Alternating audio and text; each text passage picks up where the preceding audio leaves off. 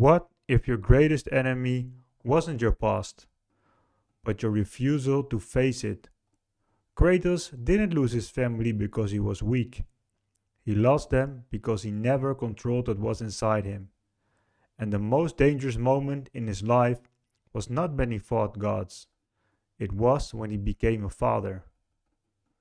Kratos is often seen as a symbol of rage and violence, but that's a surface level reading. In the latest God of War series, Kratos is no longer fighting the world, he's fighting himself. And that is not a story about power, it's a story about discipline, about integrating the shadow, about masculinity maturing, and about a warrior learning responsibility. Act number 1: The Old Kratos, a man owned by his shadow. In the original God of War trilogy, Kratos is pure destruction, a Spartan general, raised for war, rewarded for obedience, respected only for violence. When he kills his own wife and child, tricked by Ares, his psyche fractures. From that moment on, everything he does is driven by guilt, shame, and rage. In Jung psychology, this is called domination by the shadow.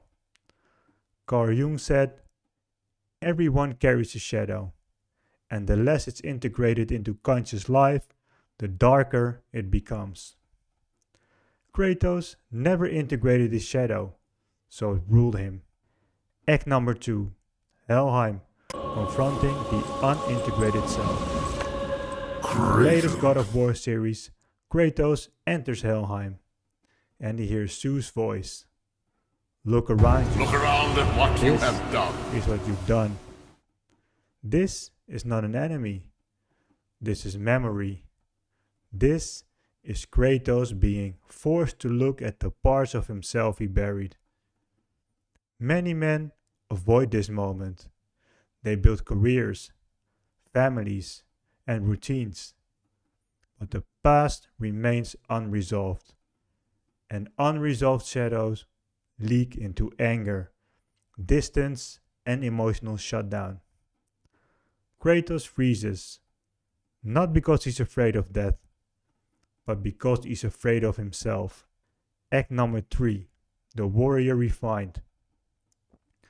Kratos doesn't stop being a warrior, he becomes a disciplined one. Before, he killed from rage and ego. Now, he kills only to protect. This is mature warrior archetype. Not destruction, but containment.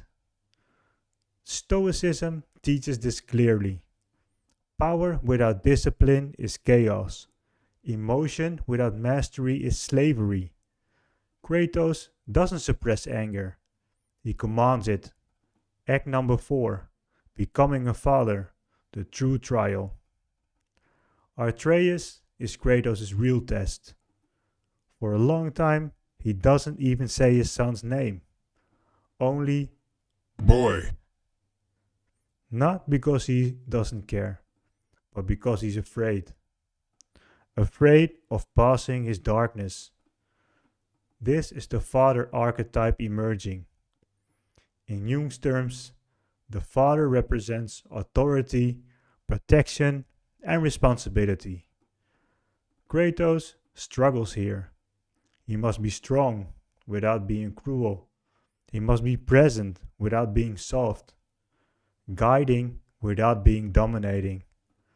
This tension mirrors modern masculinity, especially for men balancing work, fatherhood, and identity. Act number 5: Stoicism in action. Kratos teaches Atreus through behavior, not lectures. Focus on what you can control. Don't let emotions rule action, and discipline comes before impulse.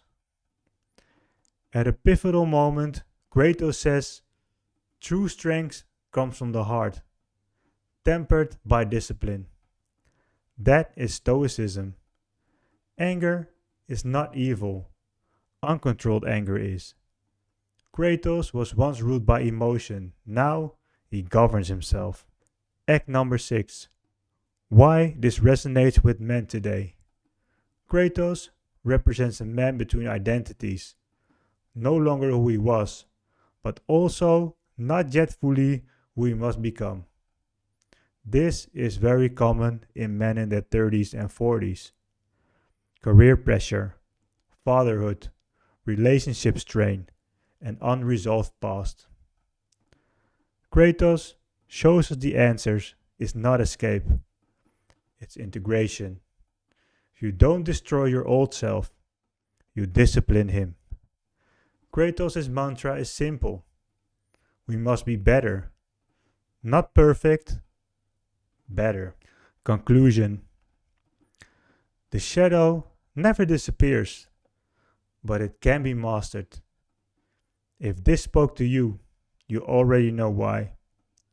Subscribe if you want more psychology, philosophy, and character breakdowns like this. And remember, strength is not proven by what you destroy, by what you choose to protect.